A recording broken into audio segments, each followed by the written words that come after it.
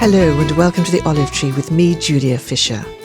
Yonatan Arnold was born in Israel and spent his early years on a kibbutz. For years he wondered about the meaning of life, and eventually, whilst working on Guernsey in the Channel Islands, he came to faith. In 2013 he returned to Israel, having spent 4 years studying at the Moody Bible Institute in Chicago, and he went to Netanya, to the Israel College of the Bible. And he starts by describing why this place is so unique. Yeah, the Israel College of the Bible started in Tel Aviv, then and it was just one room with a few believers in it and one classroom, and then it grew and it was in Jerusalem, eventually moved quite a few years ago to Netanya, where they have their own campus, and it really grew in size. The vision is really to be a theological training center, a Bible school, but it is unique in the sense that it is an accredited Bible school serving both Jews and Arabs together in Israel in the Hebrew language. So there isn't anything like it, really. That's very interesting. You say Jews and Arabs. Let's just pause there, Yeah. because that is quite significant, Jonathan, isn't it? You've got Yes. Israelis, both Jewish and Arab, studying the Bible together. Yeah, it's absolutely, and I mean, it's incredible. I mean, as a teacher, every year I have students in my class who are Jews and Arabs, and as a adjunct professor, I serve with others who are also there are professors that are Arabs who are teaching there. And there was also a pastoral program at one point they did for 2 years, I think it ran, and there were Jews and Arabs, about 20 Jews, 20 Arabs, pastors together studying. So we're seeing it constantly in the college, and it's been happening consistently for years, and it's beautiful. And it's I love it when they talk about it at the Bible College, that we don't want to talk about reconciliation. We just want to do it. This is what we do. And I love it because we don't stop to talk about the things that bring us apart, or that cause us to, cause the distance between us.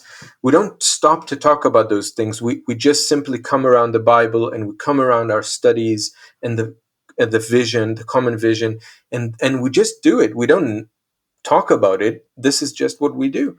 And so we worship together. So politics don't come into your conversations?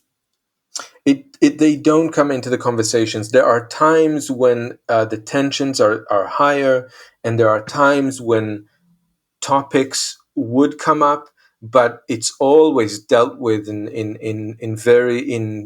great sensitivity and very delicately, and it's not something that causes any kind of real tensions. It's things that are manageable, and it's beautiful to see how there are different views. So there's a greater vision, therefore. There's a bigger picture. Yes. That you're following. Yes. Which is what? We first of all want to understand the Word of God in order that we may know God better, that we may be transformed into the image of the Messiah, into the image of Christ. And we want Jews and Arabs in Israel to know about Jesus. And so that really brings us together. It's something that we don't have any disagreements about that at all.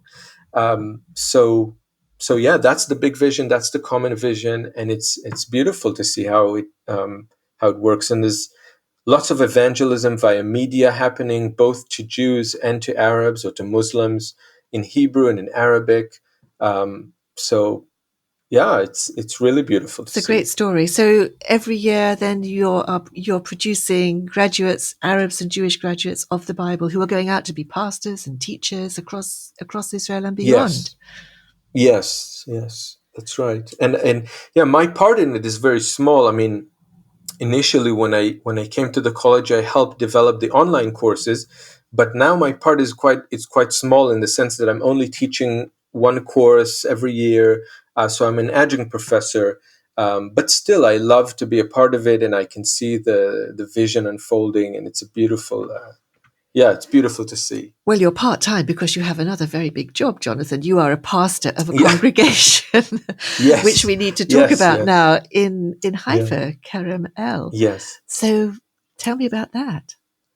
Yeah. So Kerem El was founded by Danny and Luann Sayeg about 10 years ago, and I was here when for the birthing of the vision and the congregation. And the vision was, and this is still true today, that it would be a congregation that is Hebrew only, that is very Israeli in its feel. So it doesn't mean that it has to be Jewish in its feel, but it has to be Israeli in its feel and local. So that there are no translations, there are no foreign languages. So Israelis who come in, they feel like this is a part of them. It's something that they can relate to. It's something that they can understand, that they feel comfortable bringing friends to. So 10 years ago, about 10 years ago, it started with, I don't know, about 12 people, or a little home group, really. I mean, about 12 people, maybe 20. It grew to about 20. But then over time, it really grew, really started growing. And people started coming to faith, and Sabras, native Israelis, coming to faith. And and 10 years later, we're about 130 adults and kids altogether. It's about 130, which is wonderful. And the congregation still has that vision, still maintains that vision. We're a Hebrew only speaking congregation, very local, very Israeli.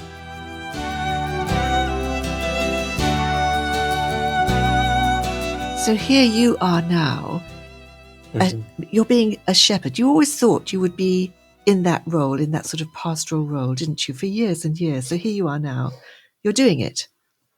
Yes, it's amazing, and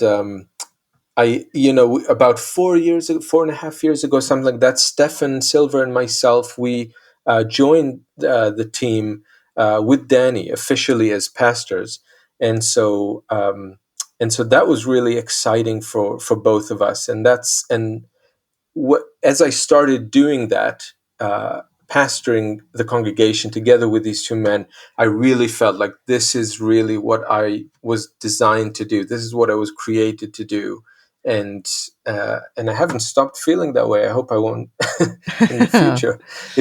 It's wonderful. I mean, it's really, really wonderful, and it's a privilege. So these people that have been joining the congregation, they have become believers, presumably whilst with you. What's been going Yeah. on? The numbers have grown quickly.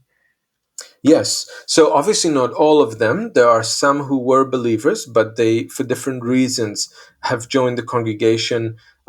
Whether it's, we have, for example, students. We have we have two very important academic institutes in Haifa, the Technion and the Haifa University. So it draws quite a lot of students to the city for seasons of studies. So that's a part of it. They come and they join us. And there are others who are local and were already believers. But there is quite a significant number of those who came to faith while they were at Kerem El, which was fantastic, and still coming to the Lord. I mean, thankfully, we're having a baptism of three people in about 2 weeks from now. We're going to baptize three people who are new believers and are being discipled. So they're coming to faith. What we found is mainly through relationships that they have with believers, Right. and not so much through targeted projects or initiatives. That has its place. It's important, but we found that most of them just came to the Lord through personal relationships with people that they know.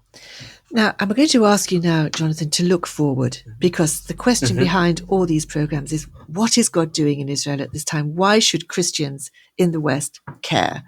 Now, you have shared your story, you've shared your journey, and here you are now seeing lots of Jewish people coming to faith in the Messiah. So what is going on? What is the bigger picture in your understanding? Yeah. No, it's a good question. I think as we look to the Word of God, then I think the Word of God gives us confidence that God is at work in Israel, and is at work amongst the Jewish people. And so generally speaking, the big picture is the coming revival. And it is something that is biblical, and we read about it in Romans when Paul talks about all Israel will be saved. And I know there are theological discussions about what exactly that means, but at least that means a national scale revival. And we're looking forward to that. We know there are things that need to happen still, but we are building towards that. We don't want to be passive. We don't want to be waiting, and we don't want it to catch us by surprise. We want to be faithful. We want to be listening to what the Lord is saying, and preparing for people coming to faith, Jewish people coming to faith. And I believe that Arab people coming to faith as well. There is a place for us as Jewish believers to minister also to Arabs, and vice versa. So I think that as Christians are looking to Israel and wanting to join with what God is doing, then just to pray that He would pour out His Spirit on all flesh, and that we would see His power, that we would see His church being strengthened and built on the rock, and that we would see more believers in key places in the whether it's in the government or in academia, places of influence. We would love to see more believers in places of influence, where the people of Israel can be exposed to more of what it means to be a follower of Yeshua in very practical ways. So it's exciting to see what God is doing, and we're looking forward to much more, and we're preparing for that. We're anticipating for that. So. You've been listening to Yonatan Arnold, a Jewish man who wandered for many years before finding what he was searching for.